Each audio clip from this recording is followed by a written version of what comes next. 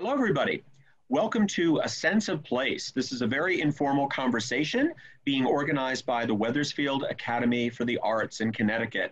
I'm delighted to be helping with this. The visionary behind this discussion is Betty Standish, who heads the Academy. We'll hear from her in just a moment. Hi, Betty. Hi. I also am delighted that we have three very talented artists who are with us to share their ideas about A Sense of Place and to tell us more about their artworks and how they came to make them. In alphabetical order by artist surname, we have Zoey Frank, Arthur Haywood, and Richard T. Scott. It's definitely great to see you all. I'm really a big fan of your work, and I'm really excited to hear what you have to say about this material. Betty, would you like to start us off with this summary of the theme and why it matters to you and to all of us? Okay, thank you so much for assisting with this. So the raison d'etre of this conversation and the competition is our need to reach out to the artist community in this area, or actually, regionally, and we've had artists come to our competitions nationally too. But we came across the theme last fall of A Sense of Place. It's as a challenge theme. And this was before we knew anything about the COVID. And since the COVID hit, we decided to continue with it because it sort of fit into it. And since the COVID, there are other things that are going on in this country, across the world that really makes the theme a little more poignant. But I think that artists need to think about their time and place with or without the COVID in their artwork and how it relates to the time that they're living in.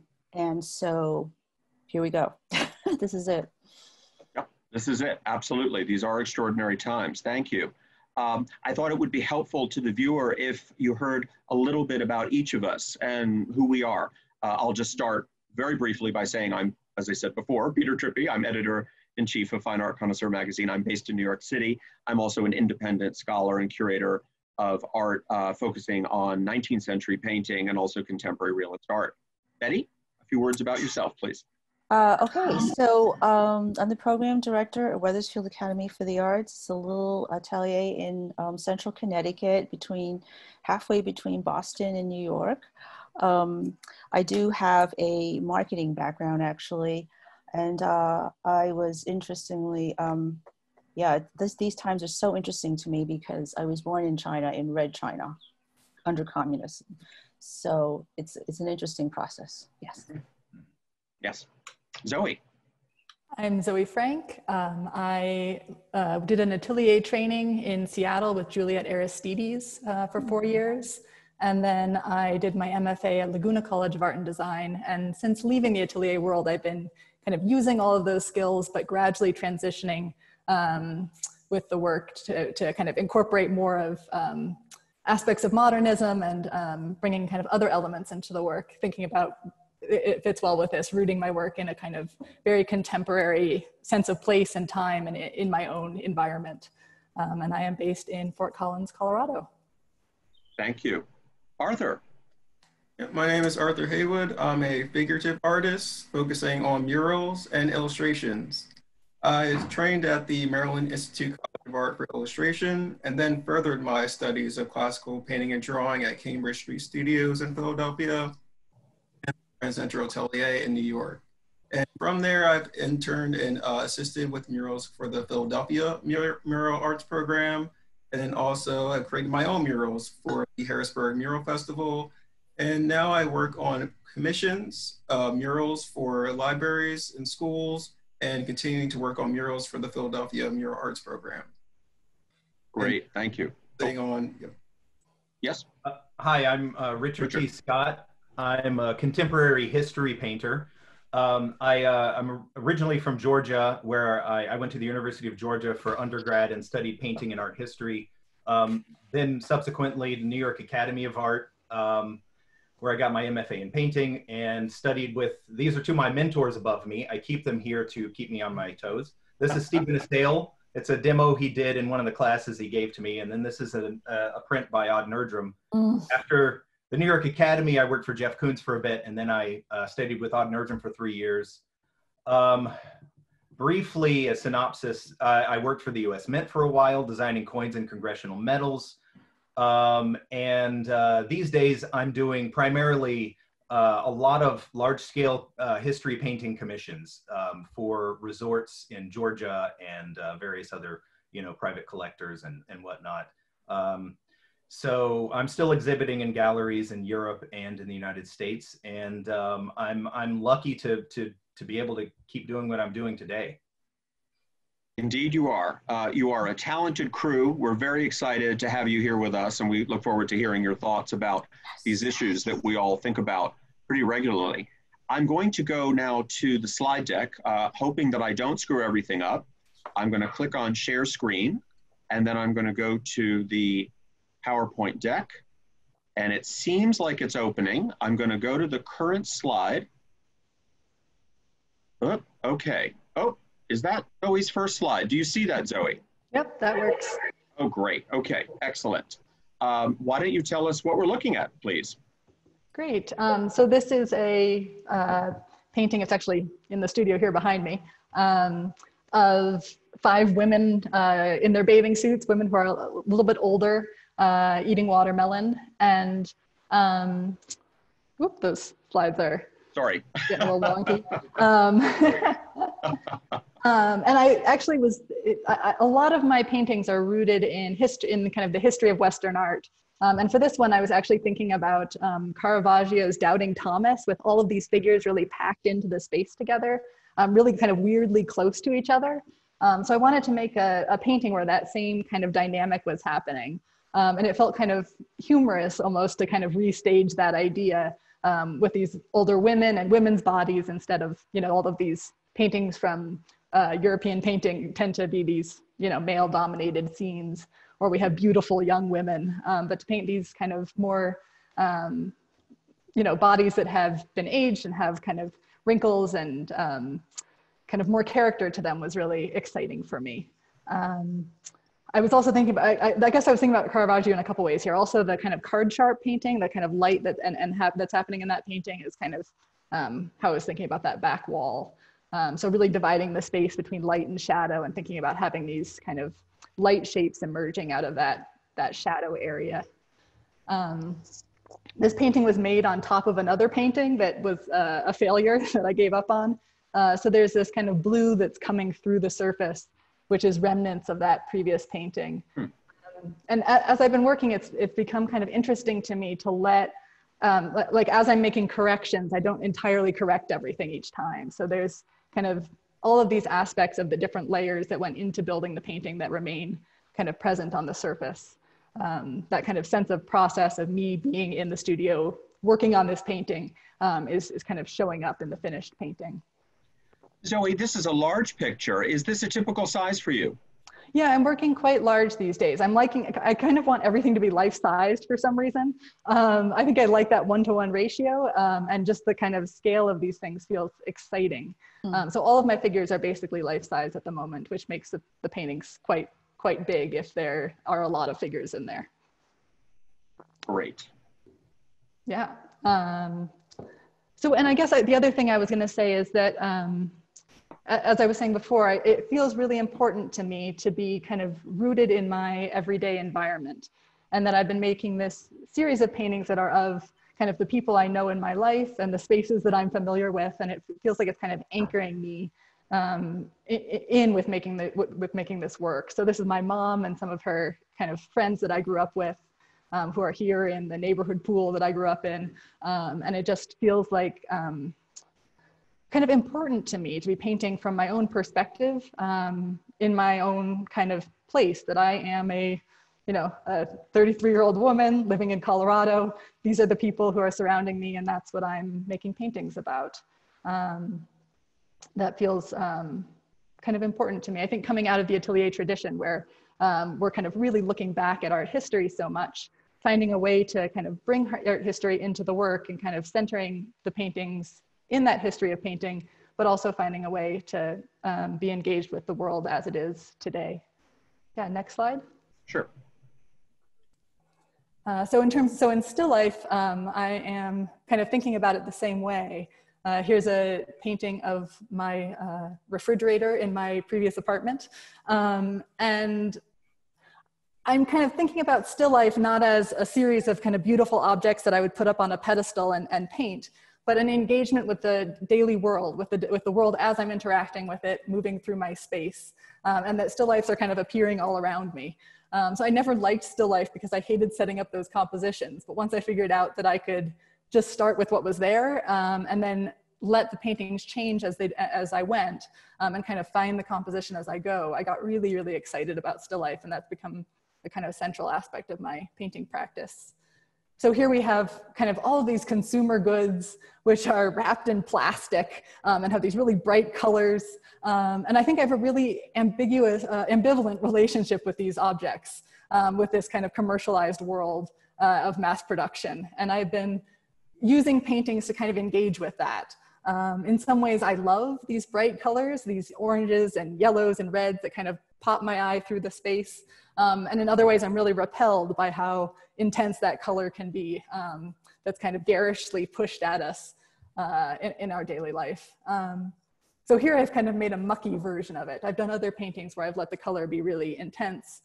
In this version, there's, I'm kind of looking at how, I don't know, how complicated those colors could get, and kind of exaggerating the sense of light as it's moving down through that refrigerator, from the spotlight inside the fridge down to the kind of lower, muckier, deep values at the bottom. Yeah, we go on to the next slide. Okay, sure. And in this last painting, this is the washer and dryer unit in that same kitchen. It's kind of a portrait of an appliance. I'm like celebrating the weird shapes of this, you know, again, consumer product, but starting to really like find what it is to appreciate about these things that are kind of overlooked in the corners of the spaces, that aren't the things that we set out to actually to spend our time looking at. It's the things that we actually engage with every week, though. We spend our time actually doing our laundry, getting things out of the refrigerator. Kind of, this is how I actually live my daily life. And to paint that has been kind of important to me. It's also been kind of painting these really mundane subjects has been an opportunity for me to just explore what it is to make a painting and kind of play with the formal technical aspects of painting.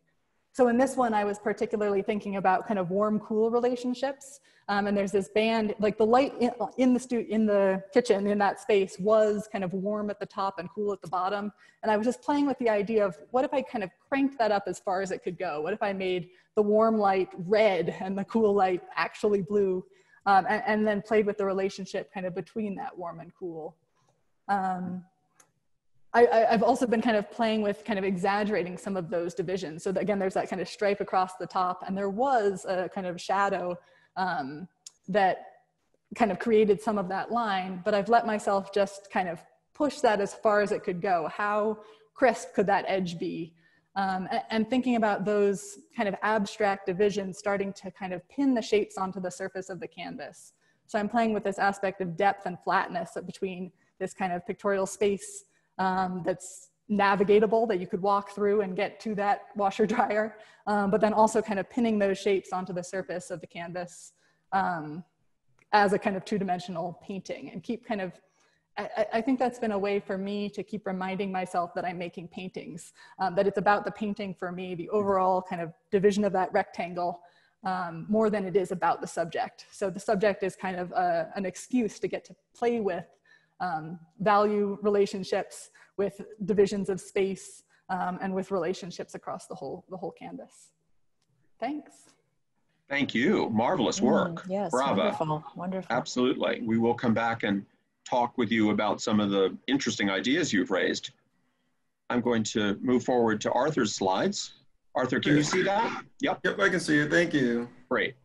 So I created a series of large paintings that are designed to be placed in libraries or schools to encourage kids to engage in reading. These mostly focus on stories that I always loved, from sci-fi stories, as we see in this picture here.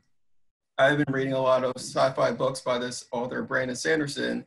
So this book is based on this painting is based on this one book, Skyward, of the space cadet blasting through the wall into the reader's world. With these paintings, I want to make the world of reading seem real to the viewers. So with this trompe l'oeil expression of the wall breaking and the rocks coming into the reader's world, I am striving to create that illusion of the story coming to life. And that's what this series of murals is based on. And the reason why I wanted to encourage kids to engage in reading is because, first of all, I love stories. It's always been an escape into another captivating world for me. And sharing these stories with others visually, especially younger kids, is important because learning to read creates opportunities for people, and continuing to read expands one's knowledge. So with this painting here, I painted it almost at a life-size scale. It's about 3/4 life size. And I wanted to make the scene appear real. I was very much inspired by a lot of Caravaggio paintings I saw when I was in Rome that were painted in a trompe l'oeil fashion where the figures seemed so real that I almost believed they could topple out of the painting. So I wanted to make this story appear real as these readers are sitting on the balcony looking up to the space cadet blasting into their world. Okay, next slide, please. Sure. Thanks. And with this painting here, it references one of my favorite books, Lord of the Rings, with these giant eagles lifting readers up into the sky. I wanted this painting to take the reader into another world of fantasy books. As the young man is sitting at the bottom of the painting, right along the pathway, you can tell there's an orange laid out because they were just having a picnic. And then all of a sudden, this giant eagle comes and lifts these readers into the story. And with this painting in particular, I really wanted to heighten this sense of lightweight and using the clouds to guide the viewer's eye throughout the painting. And in the background, you can see there's a castle which references the hidden city of Gondolin in Tolkien stories, where the elves had to hide from Morgoth and Eagle. And so even at the corner, there's a lot of other visual references I included in this painting to make it a fun story. So there's a little chipmunk at the right corner holding onto a chestnut as he's walking into the tree. So these paintings are painted in a really fun way to really excite, especially younger kids, to engage in reading in the world of stories. Next slide, please. Arthur, before we go on, I wanted to ask you one question. Of course, this is 8 feet tall. It's fantastic. Could you tell us a bit about your preparatory process? How do you work your way to this scale? Definitely. I also have a video of that process if you wanted me to share the screen. Oh, we better not get ahead of ourselves on the technology. I always worry about getting it cluttered. I wonder if we can add that later. Let's try that. I can send you the link to I'll explain for you now, but yeah. Thank you. So all these paintings begin with a sketch from imagination.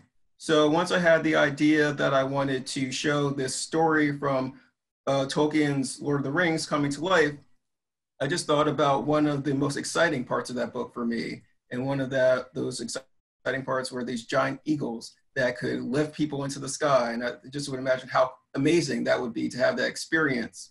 So I knew I wanted to create a painting about that story.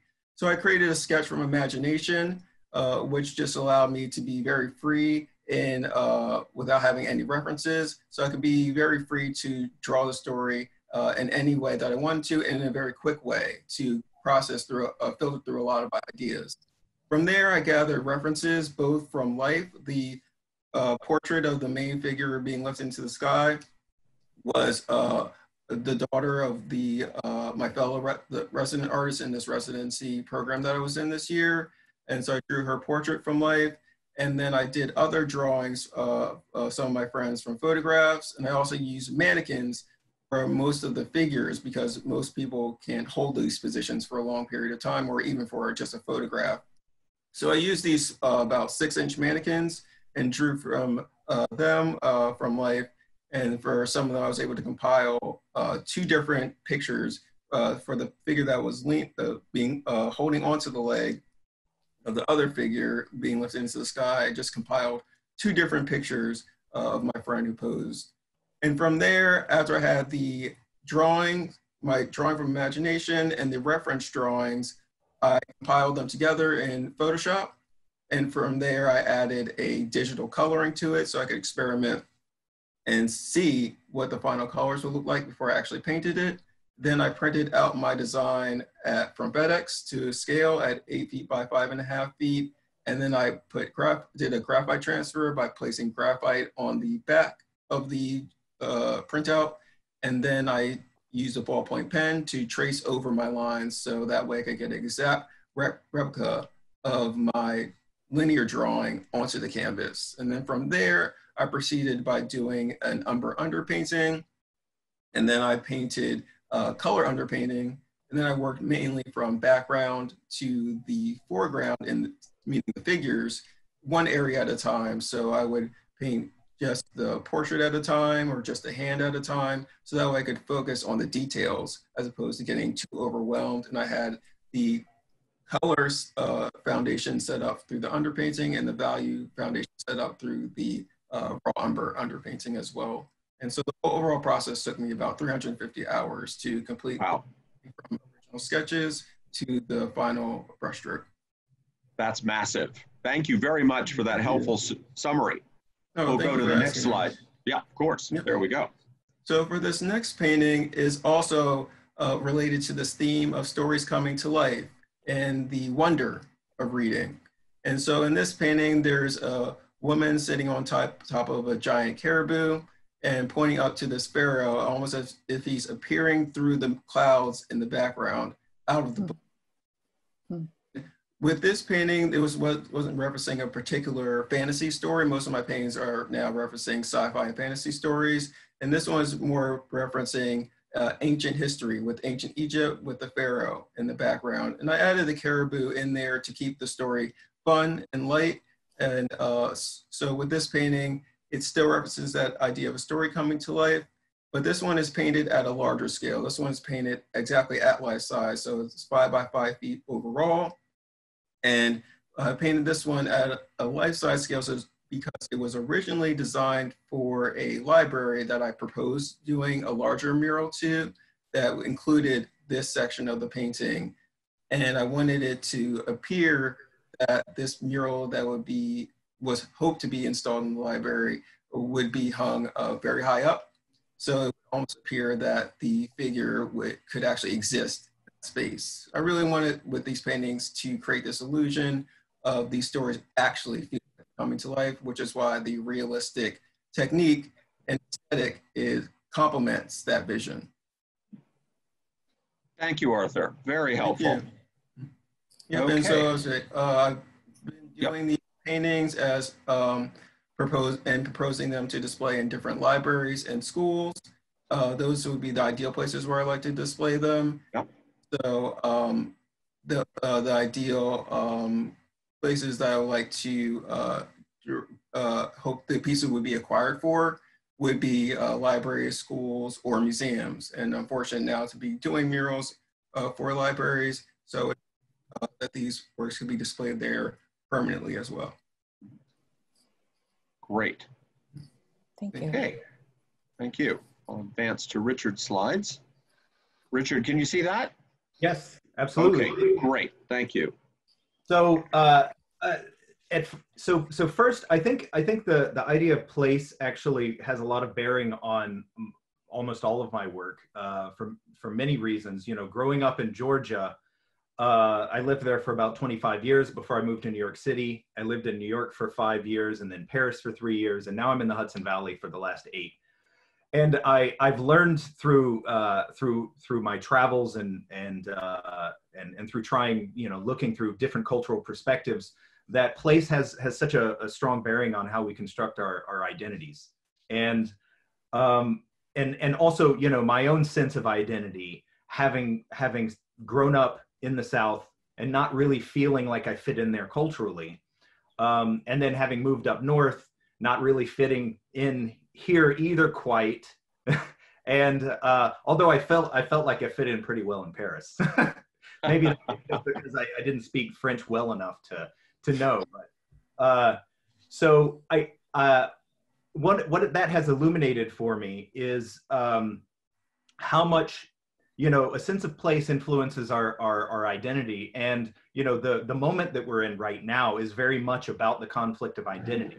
When you look at the political divisions that we're facing, it is about how people envision their identities and how they envision the identity of America abstractly. And so that's essentially the same as the primary division causing the Civil War.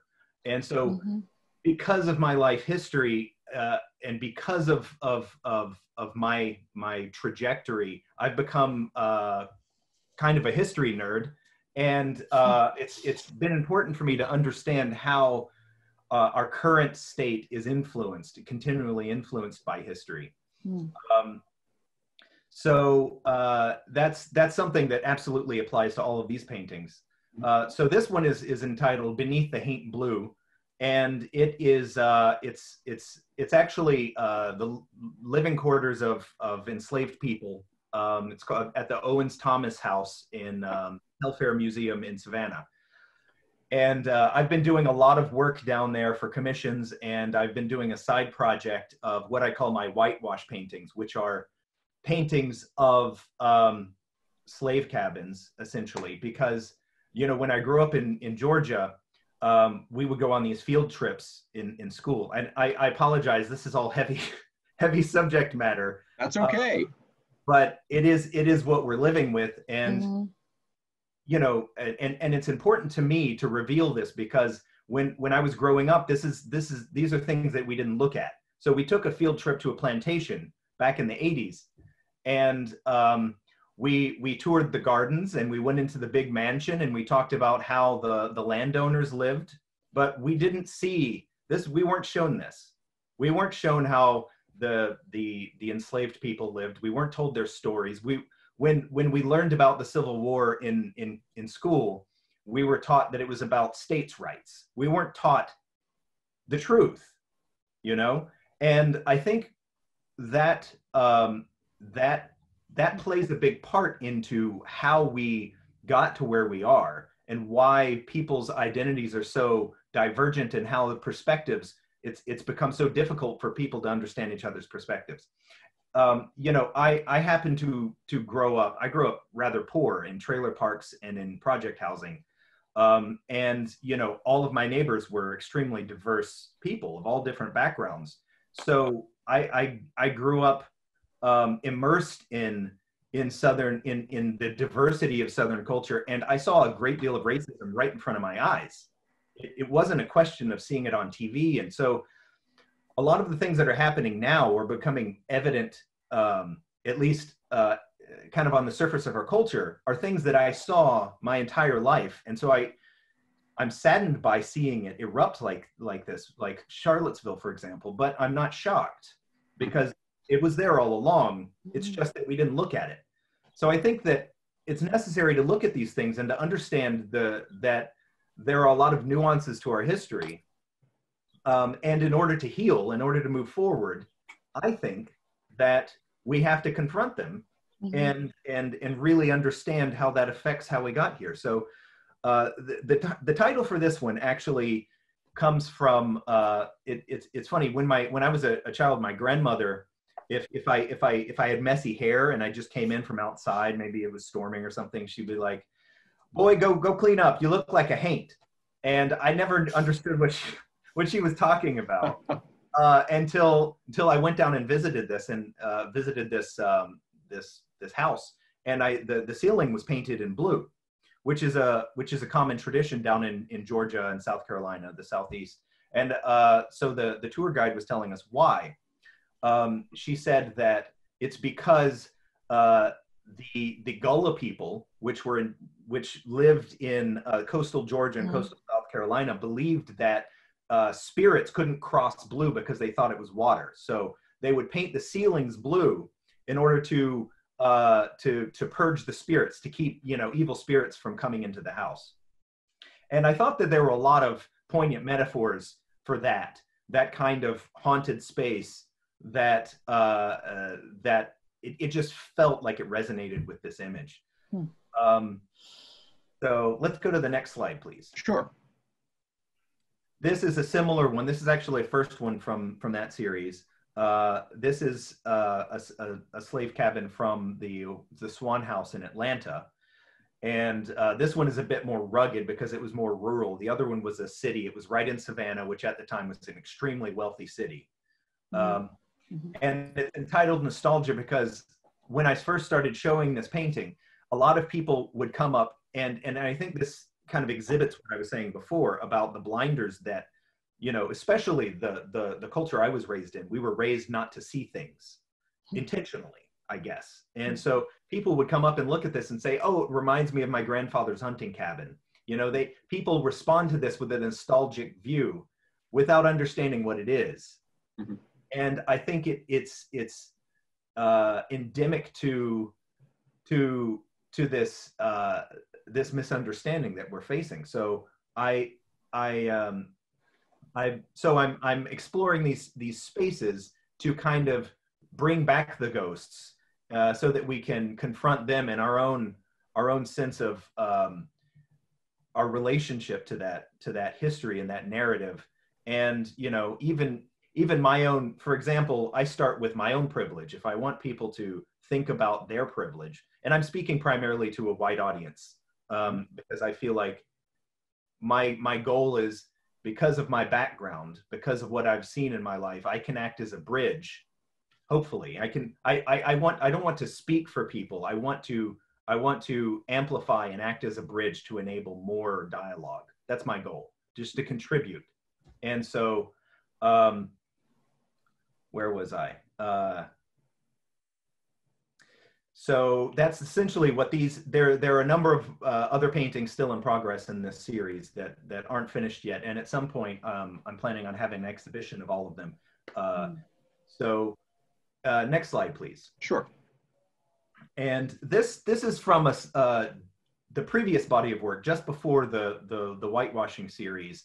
And these are a bit more obvious, I guess, a little more didactic, and much more obviously relating to history. So this one is if you're into art history, and I know probably all of you recognize this, this is very strongly referencing Liberty Leading the People by Delacroix. And I felt like it was important to revise the allegory, the symbolism of liberty to reflect the moment that we were in. And funny, you know, it's strange enough, this is part of a series. I did two other large scale paintings, 6 by 8 feet. One depicts a Civil War reenactment, and another is that one's called Hearts of Men. And there's another one called New Amsterdam, which kind of delineates the legacy of slavery and how it translates into mass incarceration. And so this painting, it belongs to that group. And all of them are large-scale paint. Well, this is a study for the large-scale painting, which is in progress. All of them have a lot of figures. There's a lot of dynamic movement. They're all referencing historical paintings. And they're all drawing upon history to illuminate parallels to what we're going through today. And so, you know, for me, the French Revolution is another one of those parallels in a time of great revolution. But, you know, primarily for me, the references, or the significance is that, you know, the three most important ideals that came out of the French Revolution, fraternity, égalité, and liberté. Liberté. Mm-hmm. Which I think, I mean, it's obvious how they apply to this. So I've created an African-American woman as the allegory of liberty, and you have the House of Congress right behind her. And of course, with all of these paintings, I like to, because I know it's heavy, I like to include a breath of hope, because my goal is not to say, look how horrible things are. My goal is to say, you know, we are on the precipice of a lot of tumult here. However, we've we've achieved great things in the past, and we can do better, and we can move forward, and we can achieve peace. And so the dove of peace is kind of centrally located up in the sky there. And if you know, if you look in the background, there's an adolescent with a Confederate flag behind him, holding an iPhone. So it's a reference to when I started posting these things online, I got a lot of white supremacist trolls attacking my work, which I expected that. And so, one of the kind of tools of propaganda today, or actually perhaps the most dominant tool of propaganda, is this kind of social media trolling. So is there anything I forgot to say about that? So the idea, there is a bit of more of a historic origin, which also ties into France, the idea of the Black Liberty. So there's a rumor, which is kind of, I don't want to say myth, because there's enough evidence, in my opinion, to say that it could possibly be true. But the sculptor who sculpted the Statue of Liberty, his first draft actually came from studies that he did in Egypt. And his patron, Laboulaye, was a known abolitionist, and Bartholdi was he reflected the interest. He was a very careful person because he wanted to be successful as an artist. So he expressed only the sentiments that his patrons expressed. So we don't really know what his own ideas were at the time. But his first draft of the Statue of Liberty was actually a freed slave woman. And he had his first sketches, there were shackles on her arm. And so he ended up removing the shackles and giving her the book.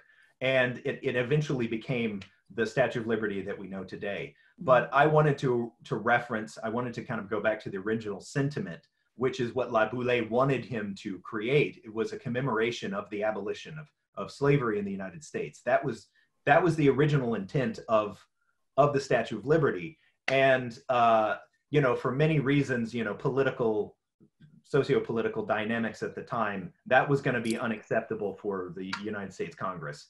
So we have a beautiful statue now.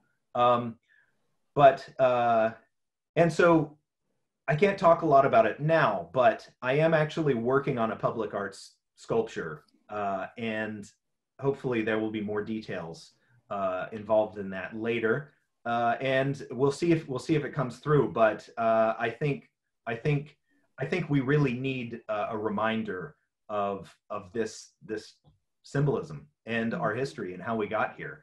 Not to say America is terrible, because it's the thing that's great about America is our ideals, and the ideals that we often strive to uphold, but we just haven't achieved yet. Yeah. The point I'm trying to make is to say, we can achieve those ideals. We can achieve equality. We can do that. So thank you, Richard. Great. That's fantastic. Great. And we do want to hear more about that sculpture when you're ready, for sure. Before we go on to the dialogue, I just want to advance to 3 slides that Betty gave us. We're going to project these long-term at the end of the program so you can take more careful notes. Betty, do you want to just walk us through what these are about? Sure, yes.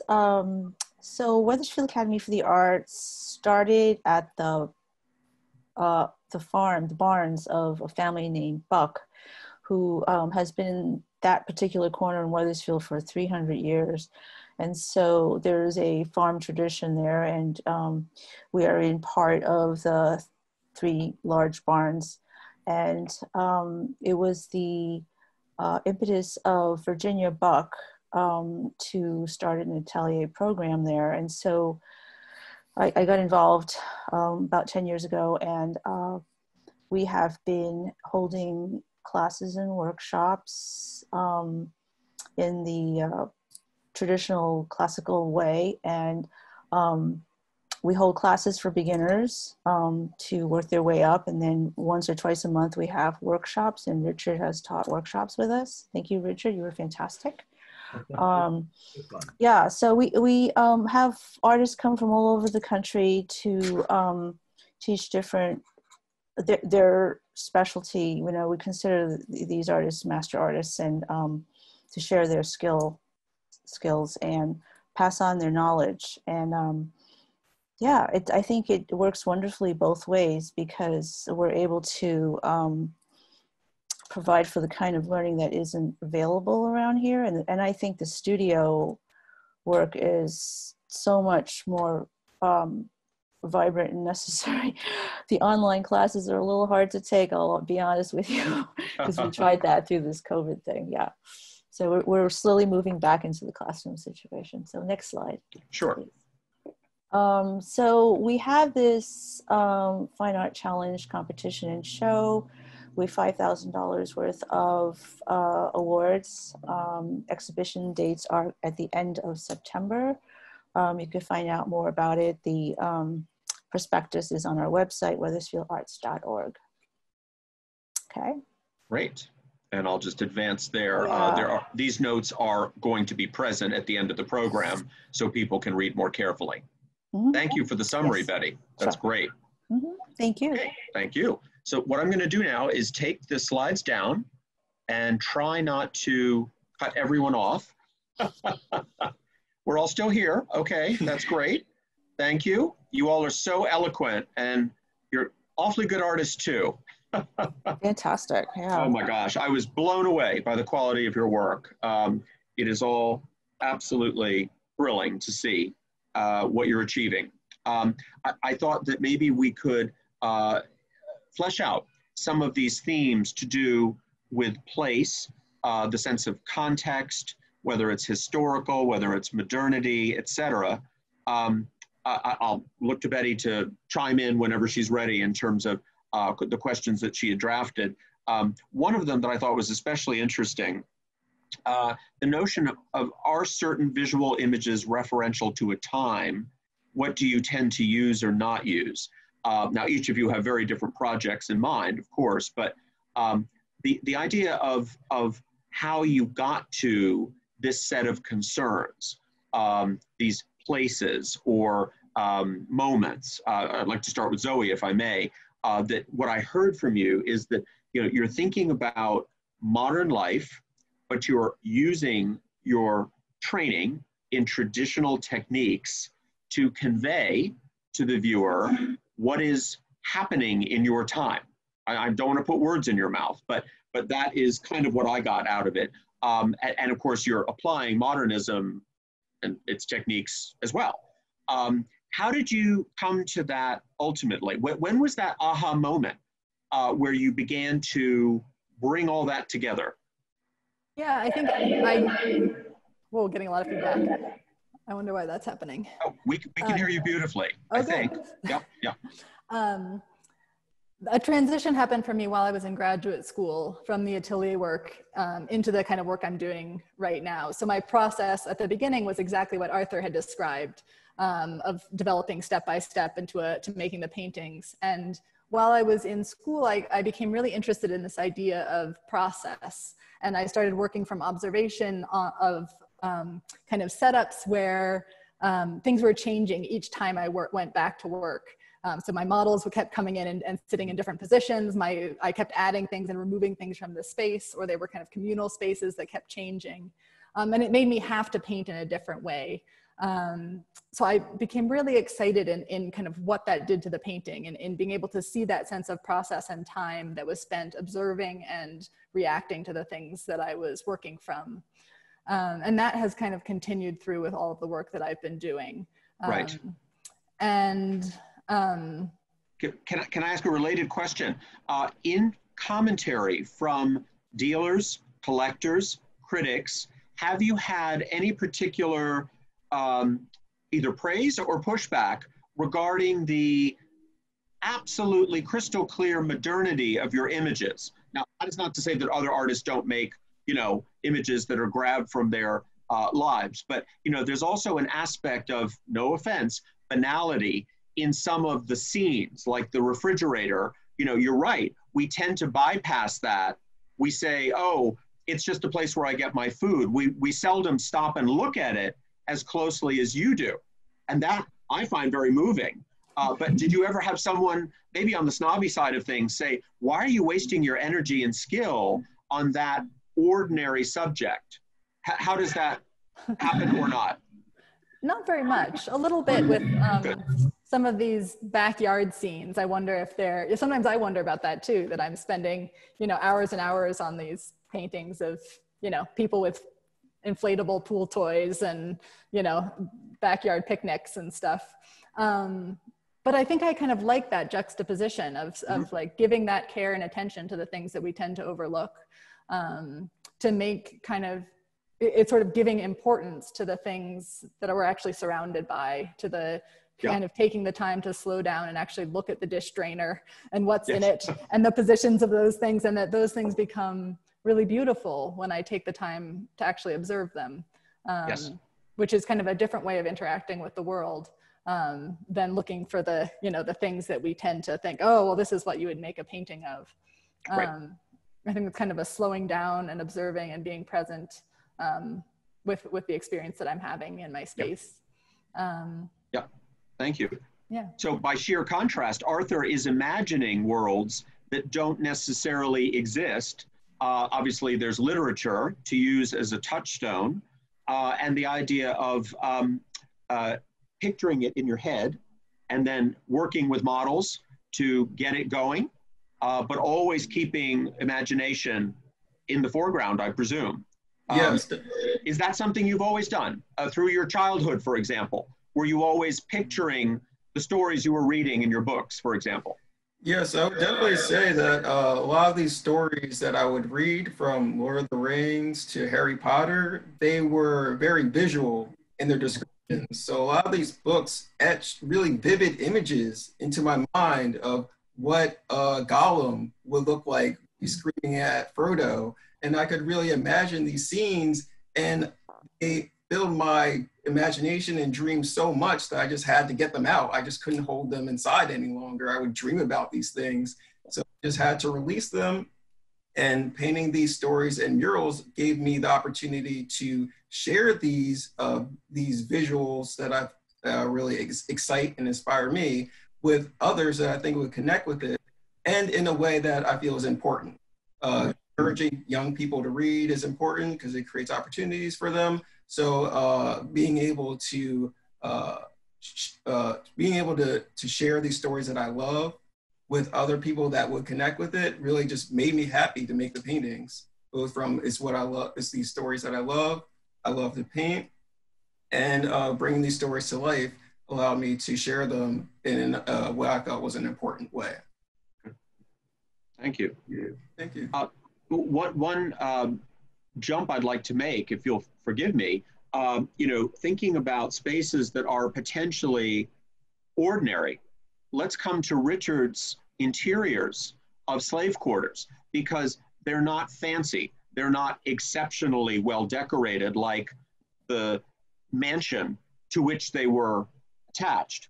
That notion of surprise, of, oh, isn't that charming? And then finding out exactly what is represented here is deeply interesting. It's another way in to the enchantment of spaces and their past lives and what they mean now. When did you hit that aha moment, Richard, looking at that material? I understand that you saw those later in life, right? That you did not visit those quarters as a child. So unlike Arthur growing up with marvelous stories that inspired him and energized his imagination, when did you realize these buildings were on the property and you had not noticed them before? I would say it was probably around 2015 or so, 2016. Okay. I had been doing the larger scale, more obvious work, more politically overt work for a while. And I felt like it was kind of preaching to the choir. Like the people that I wanted to kind of have a productive dialogue with were kind of immediately shutting down.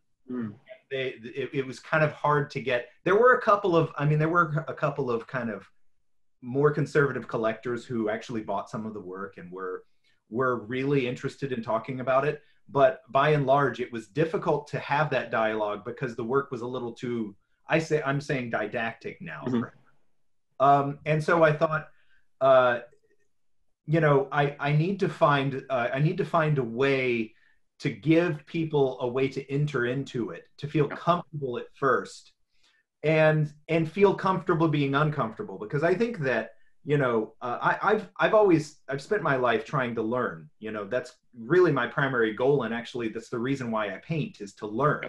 And you know, learning is inherently uncomfortable because you realize what you don't know. And as old as you get, you know, you realize there are really big things that I don't know. So good for you. yeah, and I'm trying to, I was trying to figure out a way to make people feel comfortable being uncomfortable. So I thought that if you lull people in, or you bring them in with beauty and with nostalgia, it gives people at least like a baseline to where they can feel like the ground is beneath them, you know, like they can feel secure. And when you come from a place of security, psychologically, you're more open to new ideas. So I was actually down in Savannah, and I was doing some commissions. I was doing research for some commissions for the Sea Island Resort down on St. Simon's Island. And I came across the Owens Thomas house, and I was going through I was doing the whole tour and everything, and I'd been thinking about this. And when we came in there, I was suddenly struck by both how beautiful the space was, like this kind of the decaying, the paint peeling off. I felt immediately that it was both beautiful and haunting at the same time. There's this kind of sadness. There's a melancholy there. And I don't know if part of it is because the history I was learning about the space, or if it's just inherently there, but it felt like it vibrated with these spirits, with these haints, you know. And so that's just right down my alley. The work before I was doing political work was very much about kind of ghosts and haunting and longing.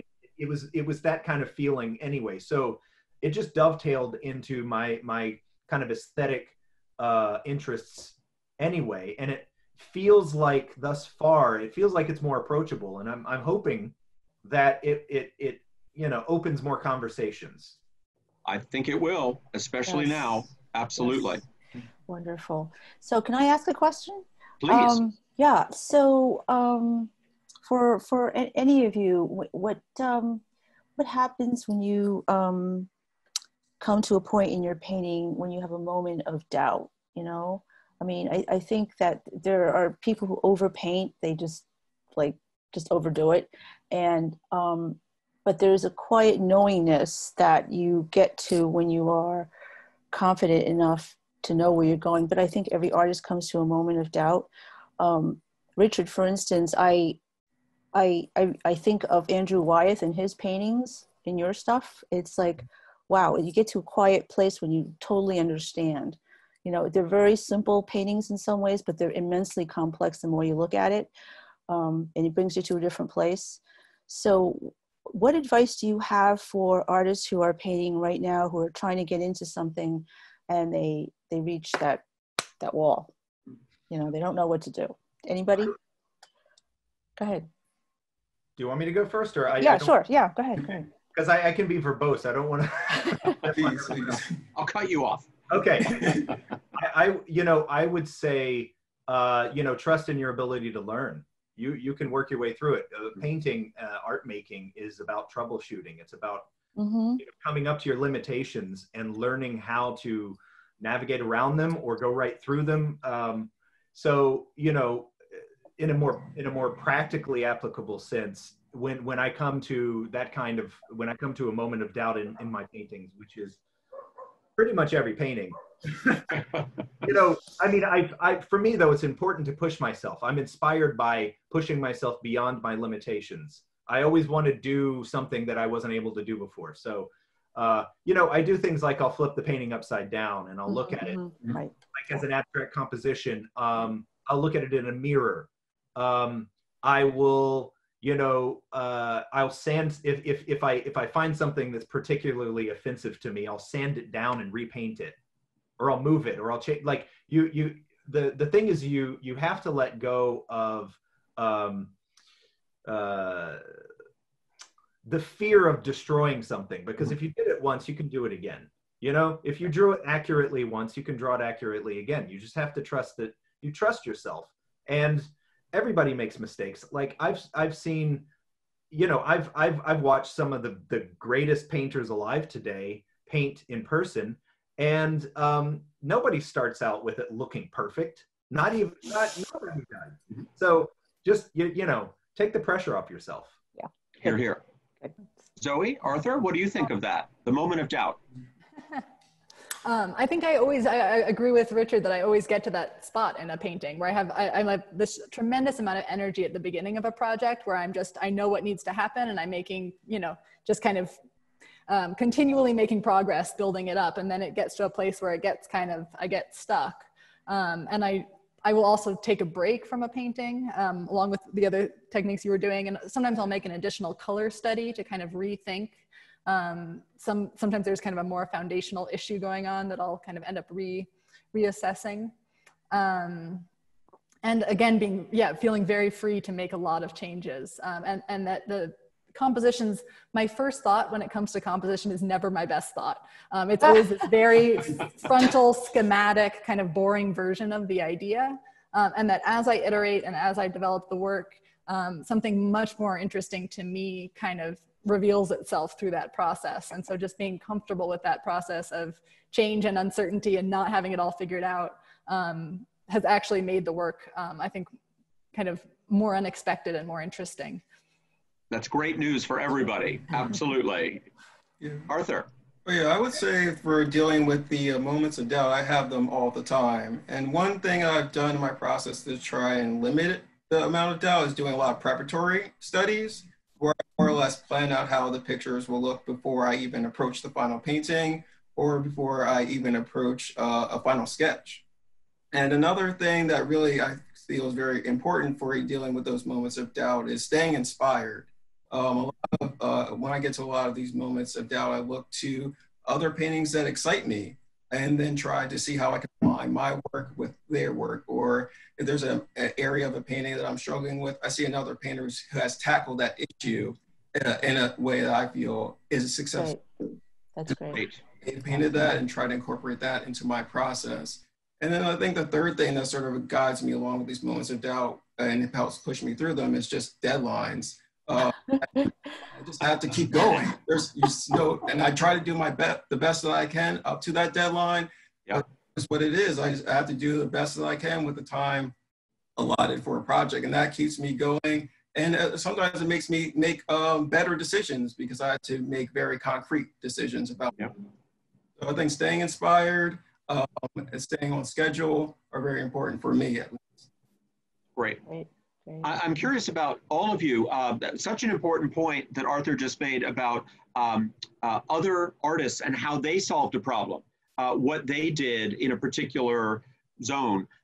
Do you now have a wall of books? Do you look at the internet? Do you go to the museum, take a break? I mean, each of you. Let's start with Arthur because you brought it up. Where do you look?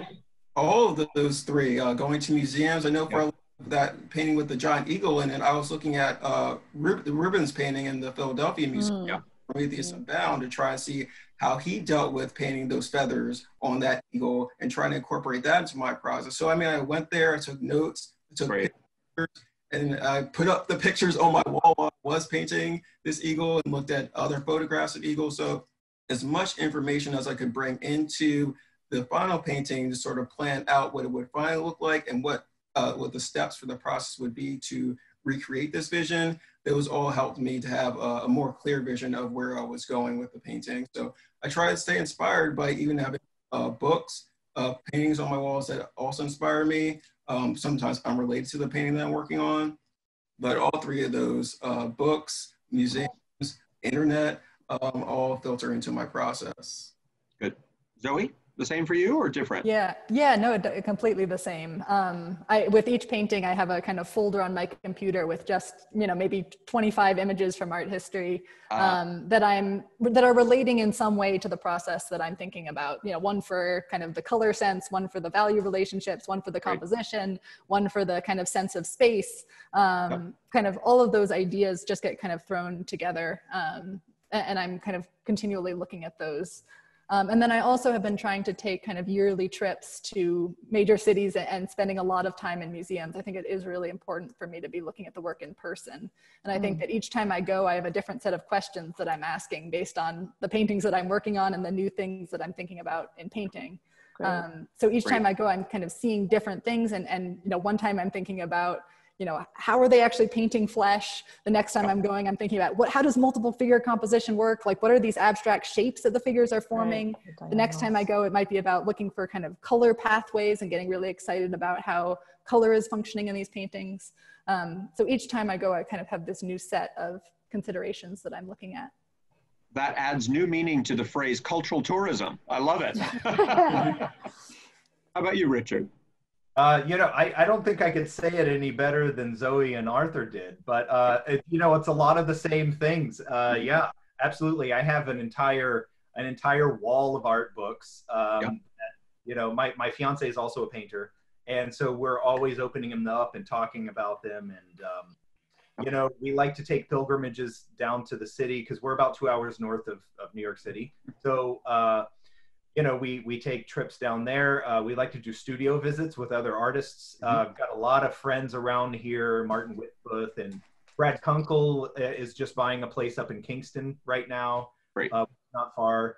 And Adam Miller and Alexandra Pacula down in, I just visited them a couple weeks ago in Pennsylvania. I love, one of my favorites actually is studio visits with artists. Good. And I love, especially people I've never seen their work in person before or never met them.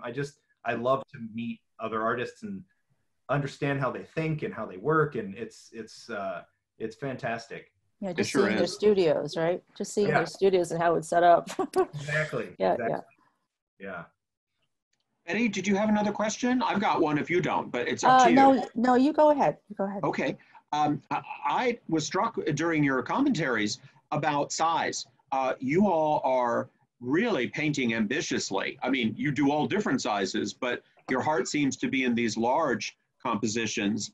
And I'm curious about whether our times bring that out.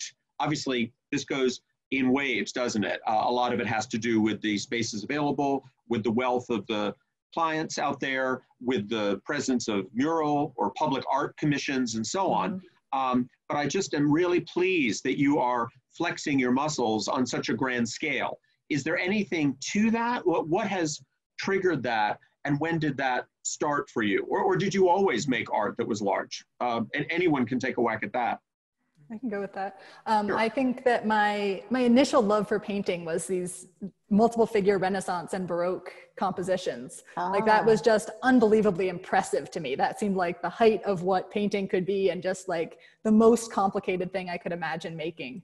And I think I've been wanting to challenge myself to try and make some of that happen in my own work. So to keep trying to be ambitious with the paintings and do things, kind of what Richard was saying, where like each painting trying to do something that I'm not sure if I quite know how to do it, that I'm learning something new through that process.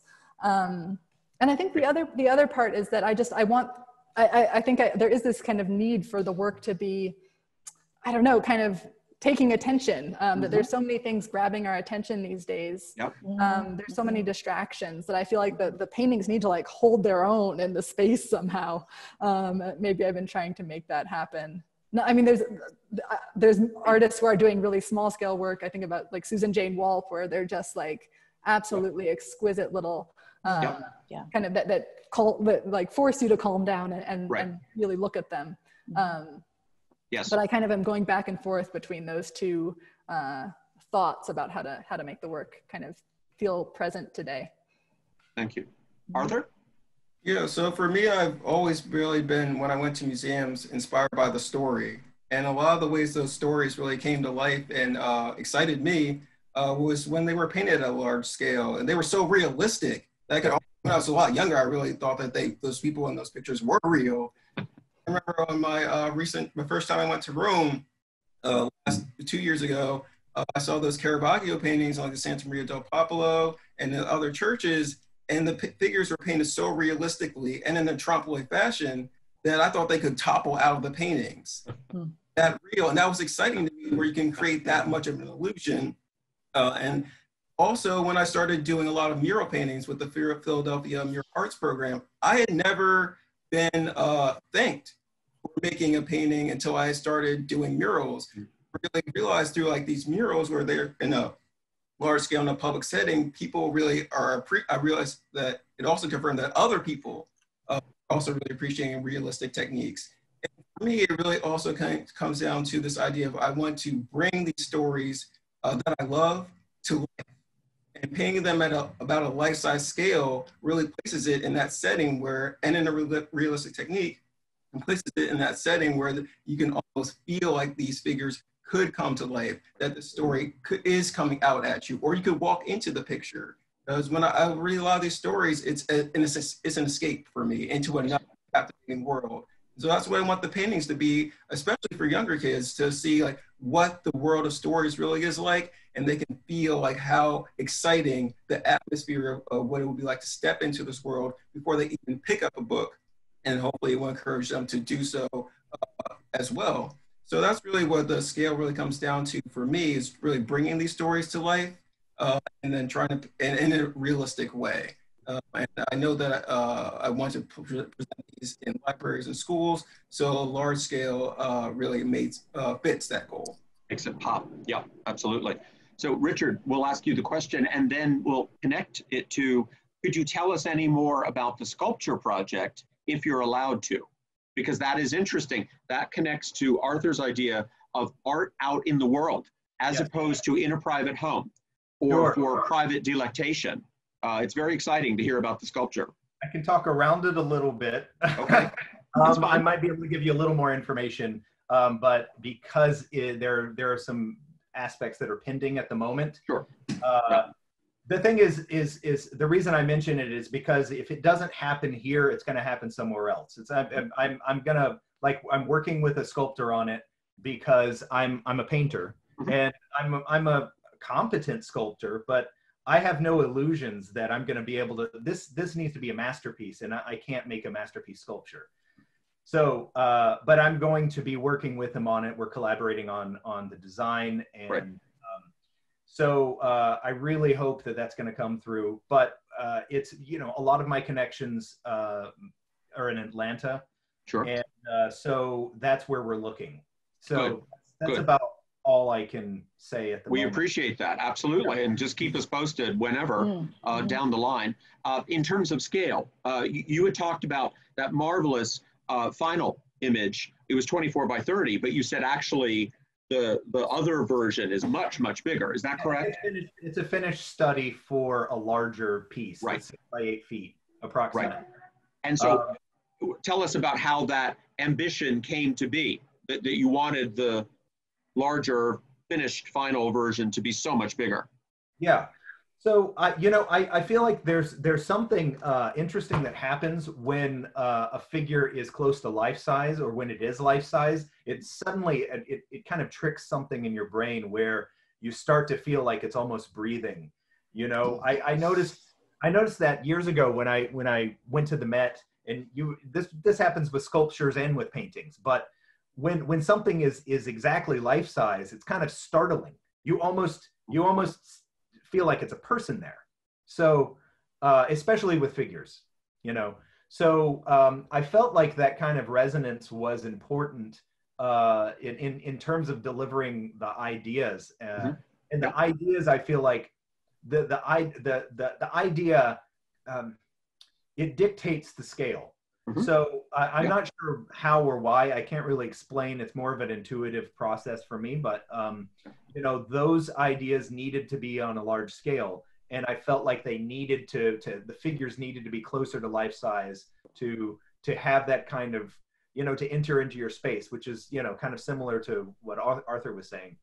And that's exactly it. I'm so glad you said space, because this ties into place, which is one of our themes, our key theme today. It seems to me that this notion of being transported to somewhere is helped by scale. It doesn't mean that a beautiful little Dina Brodsky cannot move you to that other world too, but it's marvelous as well to have that immersion, to be sure. Zoe, did you want to add something that you were kind of moving your hand in such a way that, no? Okay, sorry. Yeah, Rich, I didn't mean to cut you off. That's very helpful to hear. It just sort of triggered. It made sense. Yeah. And do you mind if I ask a quick question of Arthur? Please. Oh, sure. Thank you. You know, seeing as you're really into sci-fi, I love sci-fi as well. And Nice. I was wondering if you've read the 5th Season trilogy by N.K. Jemisin. No, I have to check that out. Oh, I love Brandon Sanderson so lately. it is So it's, 5th season trilogy? Yeah, the 5th season. I think Okay. that's the first book. And all 3 of them have won big awards, and it's absolutely brilliant. She's a fantastic author. And in my estimation, I would put it up there, like the skill of the writing is like Lord of the Rings level. It's Oh, wow. epic. It's epic. So if you're ready for an epic trilogy, Yeah. they have to make movies of this. Oh, nice. I'm excited then. There you go. That's a hot tip. Yeah. So we're waiting for epic paintings from all of you. That's right. Great. Right. I love that idea of each of you asking each other a question if you wish, no pressure. I think that we're ready to wrap it up, but I didn't want to cut anyone off. If you had a thought, a particular comment about some of these ideas that we've been discussing. I was wondering if there are any particular stories in terms of how some of the paintings have been received by the collectors or the public that they've been shown to, or any particular stories related to how they've been received. That's a great one. Yeah. Are you talking about the competition, or are you talking about? Oh, just for Richard and Zoe, just Okay. they were discussing the paintings, and I was just wondering in terms of when they, how they've been received, comments that they, particular stories on how they've been received by collectors or audience in terms of like specific comments and stories about them.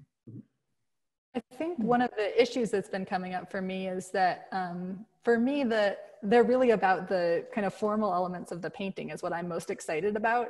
And I think sometimes the people who are looking at the work get caught on the subject matter and end up kind of reacting more to what is in the painting than how the painting is made and how it's painted. And so I've been kind of moving into these kind of even more mundane, like trying to have the subject matter not come out, not be so strong, not be so charged that people just grab on to what that is.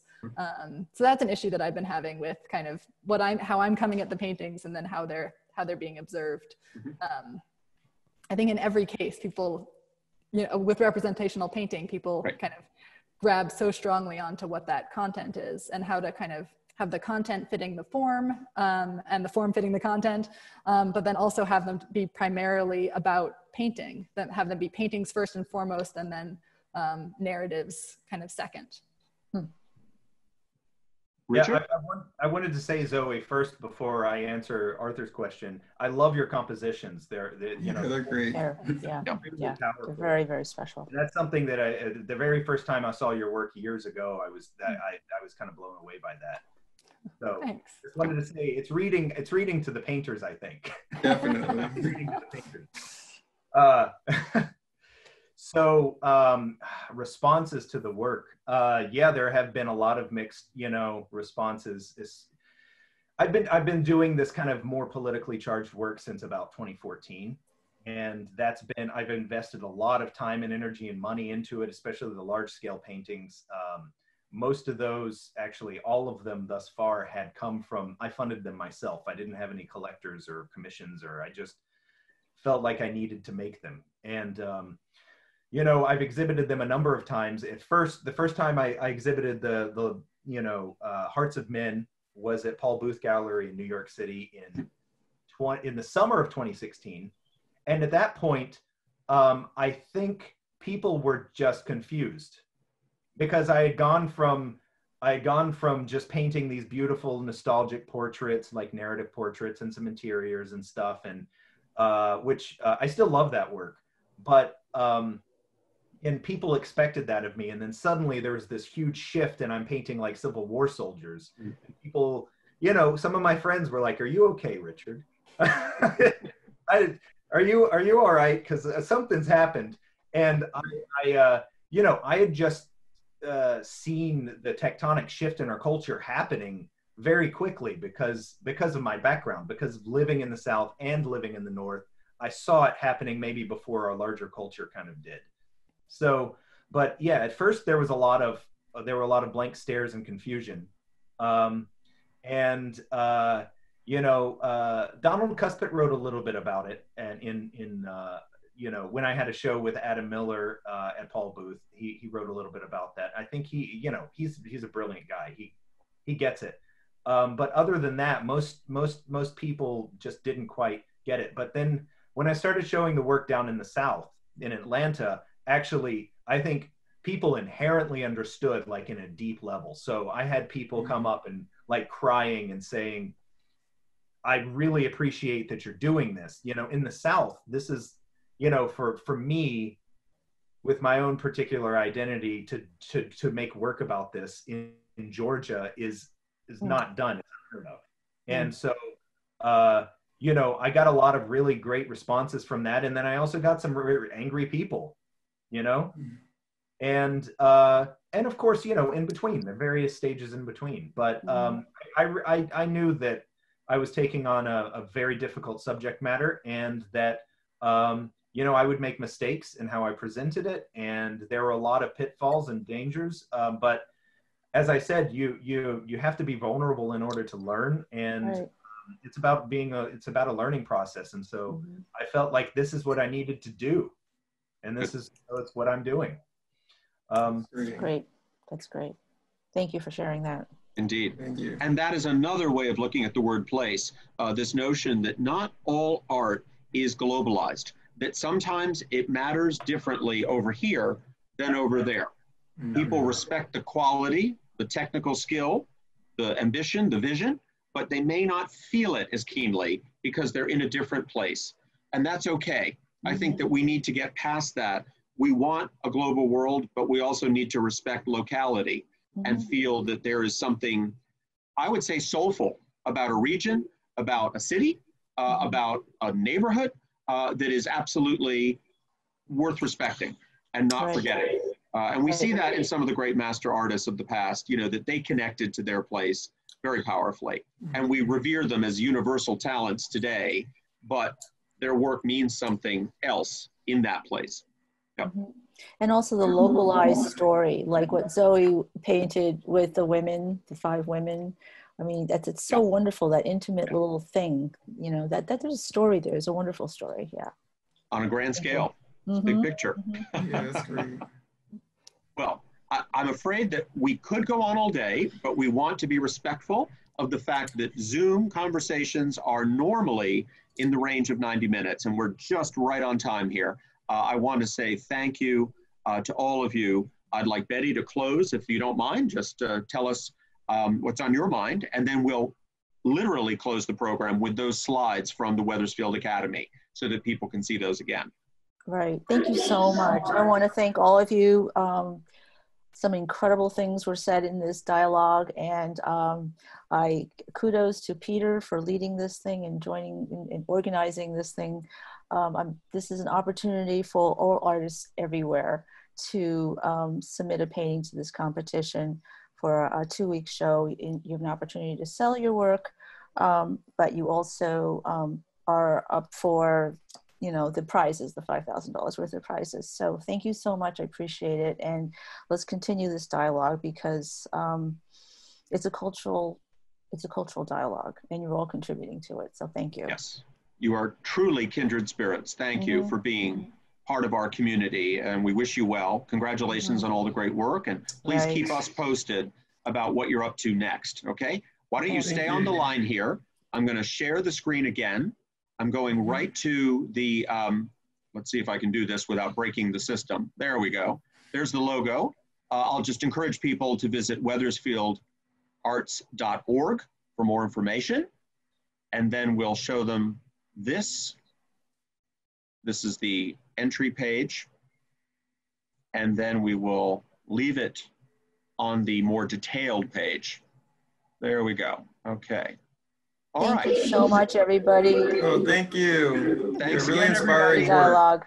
Yes. It's been a pleasure. We're signing off here, and we will be back in touch, okay? Alrighty. Thank you so much. Take care. Bye now. Bye. Ta-ta. Ta-ta. Bye.